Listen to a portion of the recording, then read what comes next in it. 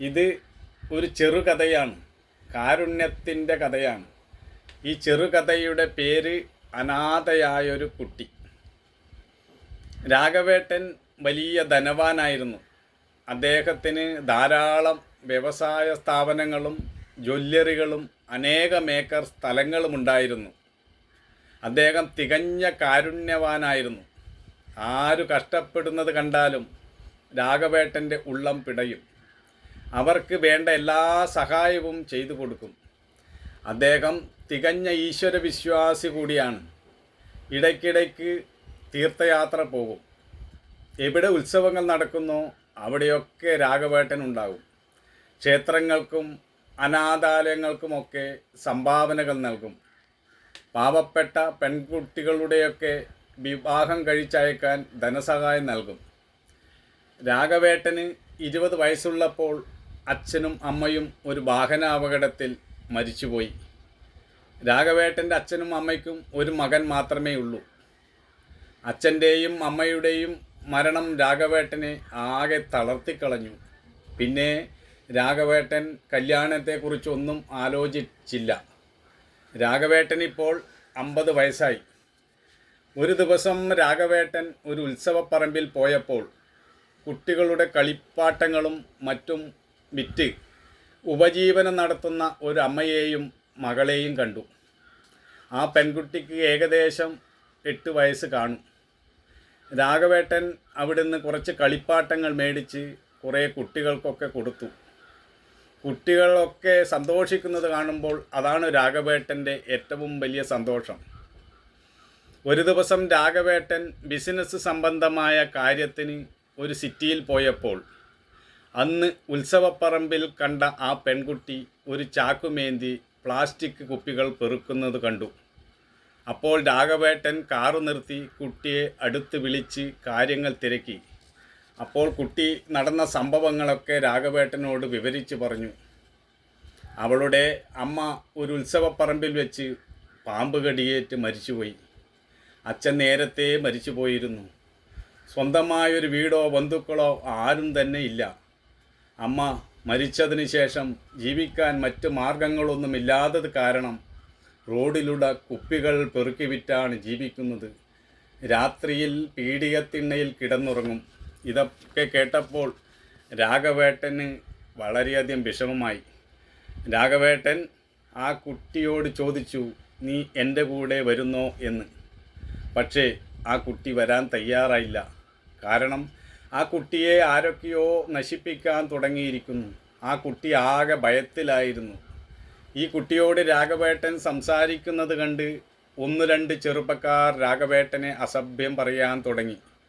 അപ്പോൾ രാഘവേട്ടന് കാര്യം മനസ്സിലായി. ഇവരൊക്കെ ഈ കുട്ടിയെ ഉപദ്രവിക്കുന്നുണ്ടെന്ന് രാഘവേട്ടന് ബോധ്യപ്പെട്ടു. രാഘവേട്ടൻ ഒന്നും പറയാതെ വണ്ടി വിട്ടു. രാഘവേട്ടൻ മനസ്സിൽ ഉറച്ചു തീരുമാനിച്ചു ആ കുട്ടിയെ എങ്ങനെയെങ്കിലും രക്ഷിക്കണമെന്ന്. രാഘവേട്ടൻ രാത്രി തൻ്റെ ജോലിക്കാരെ വിട്ട് ആ കുട്ടി കിടക്കുന്ന കടത്തിണ്ണയിൽ പോയി ആ കുട്ടിയെ തട്ടിക്കൊണ്ടുവരുവാൻ നിർദ്ദേശിച്ചു. ഒരു വണ്ടിയും കൊടുത്തയച്ചു. ജോലിക്കാർ വണ്ടിയുമായി ആ കുട്ടിയുടെ അടുത്തെത്തിയപ്പോൾ 1-2 ചെറുപ്പക്കാർ ആ കുട്ടിയെ ശല്യം ചെയ്യുന്നുണ്ടായിരുന്നു. രാഘവേട്ടൻ്റെ ജോലിക്കാർ അവരെയൊക്കെ അടിച്ചോടിച്ച് ആ കുട്ടിയെ വണ്ടിയിൽ കയറ്റി പുറപ്പെട്ടു. ആ കുട്ടി വരാൻ തയ്യാറായിരുന്നില്ല. പക്ഷെ അവർ ബലമായി പിടിച്ച് വണ്ടിയിൽ കയറ്റി. കാര്യങ്ങളെല്ലാം രാഘവേട്ടനെ അറിയിച്ചു. രാഘവേട്ടൻ ആ കുട്ടിയെ വളരെ അകലെയുള്ള ഒരു അനാഥാലയത്തിലേക്ക് കൊണ്ടുപോകാൻ നിർദ്ദേശിച്ചു. അവിടെ ആ കുട്ടിക്ക് വേണ്ട എല്ലാ സൗകര്യങ്ങളും രാഘവേട്ടൻ ഏർപ്പാട് ചെയ്തിരുന്നു. ആ കൊച്ചിന് പേരും അഡ്രസ്സൊന്നും ഇല്ലാത്തത് കാരണം അനാഥാലയത്തിലുള്ളവർ തന്നെ ആ കൊച്ചിന് ശരണ്യ എന്ന് പേര് നൽകി. 8 വയസ്സ് കഴിഞ്ഞ ആ കുഞ്ഞിനെ അവിടെ 1-ാം ക്ലാസ്സിൽ ചേർത്തു. കുട്ടിയുടെ പഠനത്തിന് ആവശ്യമായ എല്ലാ ചെലവും രാഘവേട്ടൻ അടച്ചിരുന്നു. അങ്ങനെ വർഷങ്ങൾ കടന്നുപോയി.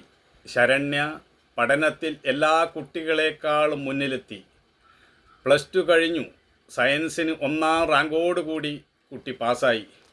ഉന്നത പഠനത്തിൻ്റെ കാര്യത്തെക്കുറിച്ച് അനാഥാലയം അധികൃതർ രാഘവേട്ടനോട് എന്ത് ചെയ്യണമെന്ന് അന്വേഷിച്ചു. മെഡിസിനു ചേർക്കാൻ രാഘവേട്ടൻ നിർദ്ദേശിച്ചു.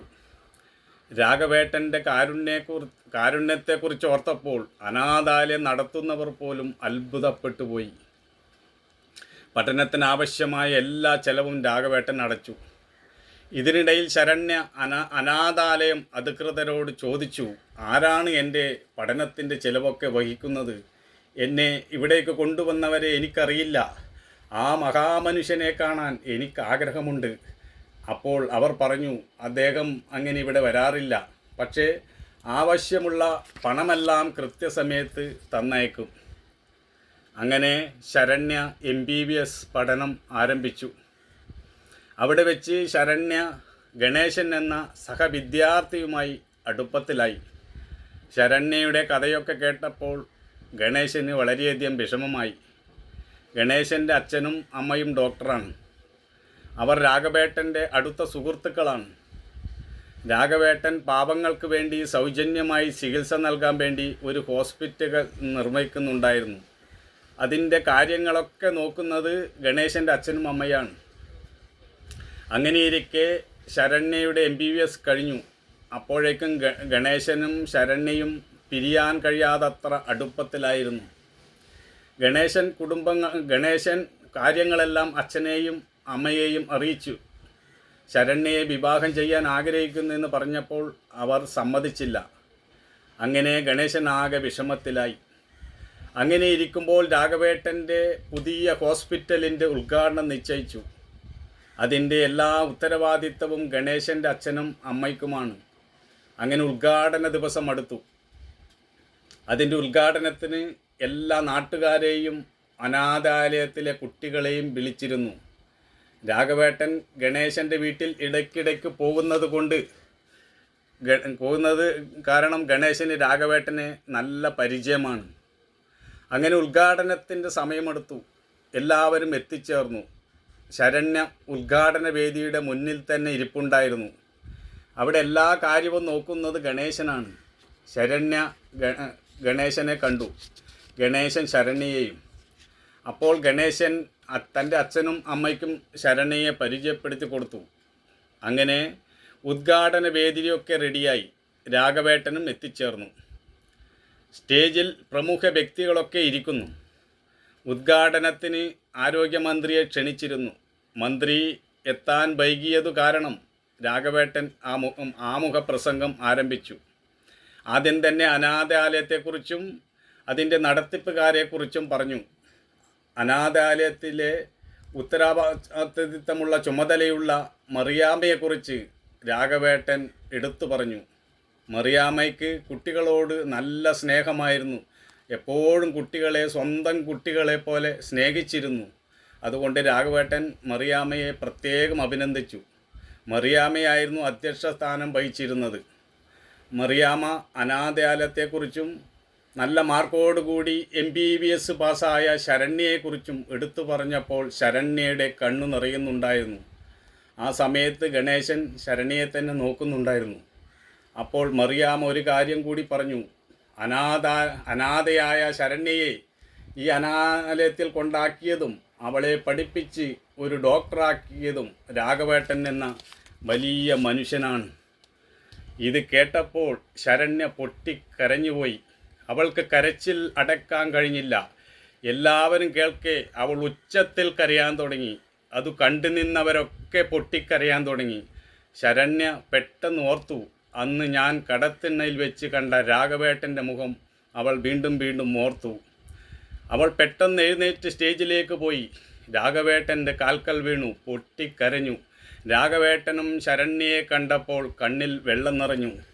രാഘവേട്ടൻ ശരണ്യയെ 8 വയസ്സുള്ളപ്പോൾ കണ്ടതിന് ശേഷം ഇപ്പോഴാണ് വീണ്ടും കാണുന്നത്. അന്നവൾ വേസ്റ്റ് കുപ്പികൾ പെറുക്കി നടന്ന കാലം രാഘവേട്ടൻ പെട്ടെന്നോർത്തു. ഇന്നിതാ ഇവൾ വലിയൊരു ഡോക്ടറായിരിക്കുന്നു. രാഘവേട്ടൻ അതിൽ വളരെയധികം സന്തോഷിച്ചു. ഉദ്ഘാടന സമയമടുത്തിട്ടും മന്ത്രി ഇതുവരെ എത്തിയില്ല. പെട്ടെന്ന് രാഘവേട്ടനൊരു കോൾ വന്നു. മന്ത്രിയുടെ കാർ ഒരു അപകടത്തിൽ പെട്ടിരിക്കുകയാണെന്നും അതുകൊണ്ട് എത്തിച്ചേരാൻ സാധിക്കില്ലെന്നും അറിയിച്ചു. ഉടൻ രാഘവേട്ടൻ കാര്യങ്ങളെല്ലാം സദസ്സിനറിയിച്ചു. മന്ത്രി എത്തിച്ചേരാത്ത സാഹചര്യത്തിൽ ഈ ഹോസ്പിറ്റലിൻ്റെ ഉദ്ഘാടനം നിർവഹിക്കുന്നതായി നമ്മുടെ അനാഥാലയത്തിലെ ഡോക്ടർ ശരണ്യയെ കൊണ്ട് ഈ ഹോസ്പിറ്റലിൻ്റെ ഉദ്ഘാടനം നിർവഹിക്കാൻ തീരുമാനിച്ചിരിക്കുന്നതായി രാഘവേട്ടൻ അറിയിച്ചു. ശരണ്യ വീണ്ടും പൊട്ടിക്കരഞ്ഞു. ശരണ്യ കരയുന്നത് കണ്ട് ഗണേശൻ്റെ അച്ഛനും അമ്മയും കരഞ്ഞു. സദസ്സാകെ കരഞ്ഞു. രാഘവേട്ടൻ ഒരു കാര്യം കൂടി പ്രഖ്യാപിച്ചു.